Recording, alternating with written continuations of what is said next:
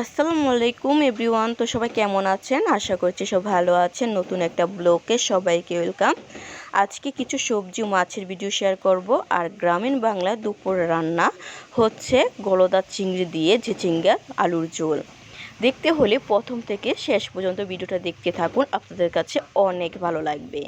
প্রথমেই সর্পি কলা অনেক মিষ্টি, অনেক বড় সাইজের ছিল। কলাগুলো খেতে অনেক ভালো লেগেছে। আর এখানে কাঁচামরিচ, ধনিয়া পাতা আর বেগুন, করলার রেসিপি আগামীকাল আপনাদের সাথে শেয়ার করব।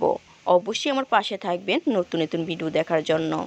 তো সুন্দরভাবে কেটে ধুয়ে পরিষ্কার করে নিয়েছে গলদা চিংড়িগুলো, আর সাইজ করে চিচিঙ্গা আলু কেটে নিয়েছে রান্নার জন্য। তো চলুন মূল রেসিপিতে চলে যাই। মূল চিচিঙ্গা রান্নার জন্য যা যা উপকরণ লাগবে ধনিয়া পাতা কুচি, পেঁয়াজ কুচি, মরিচ, চাল কুমড়ো ডাউল রান্নার জন্য লাগবে রসুন কুচি। তো চাল কুমড়ো সুন্দরভাবে সাইজ করে কেটে নিয়ে ধুয়ে পরিষ্কার করে রেখে দিয়েছে। আগের থেকে সবগুলো উপকরণ সাজিয়ে নিয়েছে। তো উপকরণের ভিডিও আপনার সাথে শেয়ার করছি। আর মাছগুলো আগে থেকে সুন্দরভাবে ফ্রাই করে নিয়েছে। গলদা চিংড়িগুলো হলুদ মরিচ স্বাদ মতো লবণ দিয়ে মেরিনেট করে রেখেছিল আধা ঘন্টার জন্য। দেখুন কতটা লোভনীয় পারফেক্ট হয়েছে। ফ্রাইগুলো অনেক সুন্দর লাগছে দেখতে। আপনাদের কাছে কেমন লাগছে অবশ্যই কমেন্ট করে জানাবেন। চলুন মূল রেসিপিতে চলে যাই। প্রথমে পেঁয়াজটাকে ব্রাউন কালার করার পর চিচিঙ্গা আলুগুলো অ্যাড করে দিয়েছে, স্বাদ মতো লবণ দিয়ে মেরিনেট করে নিচ্ছে উল্টে পাল্টিয়ে।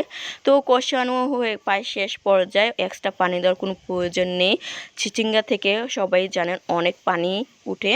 তো হলুদের গুঁড়া, মরিচের গুঁড়া অ্যাড করে দিয়েছে। এখন নেড়ে ছেড়ে মিক্স করে নেবে মশলাগুলো পারফেক্টভাবে। তো মশলাগুলো মিক্স হয়ে এলে তাই ওই পর্যায়ে চিংড়ি মাছগুলো অ্যাড করে দিতে হবে। চিংড়ি মাছগুলো দিয়ে পরিমাণ মতো ঝোল অ্যাড করে দিতে হবে। আপনাদের অনুযায়ী আপনারা ঝোল অ্যাড করে দিবেন। আমার আম্মুর অনুযায়ী আম্মু ঝোল অ্যাড করে দিয়েছে। এখন নেড়ে ছেড়ে মিক্স করে নেবে। দেখুন কালারটা কতটা লোভনীয়, অসাধারণ লাগছে, খেতে অনেক মজা ছিল। আর চাল কুমড়োর ডাউলে পরিমাণ মতো হলুদের গুঁড়ো অ্যাড করে দিয়েছে। দেখুন কালারটা, চাল কুমড়োর কালারটা কতটা সুন্দর, সাদা সাদা করে রান্না করছে আম্মু। এভাবে রান্না করলে অনেক মজা হয়। তো চাল কুমড়োর রেসিপিটা আজকে এখানে শেষ করছি। আর দেখুন চিচিঙ্গা দিয়ে গলদা চিংড়ি রেসিপিটা আপনাদের কাছে কেমন লেগেছে অবশ্যই কমেন্ট করে জানাবেন। এখন ধনিয়া পাতা কুচি, কাঁচামরিচ দিয়ে নামিয়ে নিয়েছে। দেখুন কালারটা কতটা লোভনীয়, অসাধারণ লাগছে, খেতে ভীষণ মজা ছিল। অবশ্যই এইভাবে বাসায় রান্না করে দেখবেন, আপনাদের কাছে অনেক ভালো লাগবে। অবশ্যই কমেন্ট করে জানাবেন আমার চিচিঙ্গা দিয়ে গলদা চিংড়ি রান্নার রেসিপিটা কেমন হয়েছে। তো এখানে চাল কুমড়ো ডাউলটা এখন ধনেপাতা কুচি দিয়ে নামিয়ে নিয়েছে। দেখুন কালারটা কতটা সুন্দর এসেছে। আজকে ভিডিও এখানে শেষ করছি। সবাই ভালো থাকবেন, সুস্থ থাকবেন। আল্লাহ হাফেজ।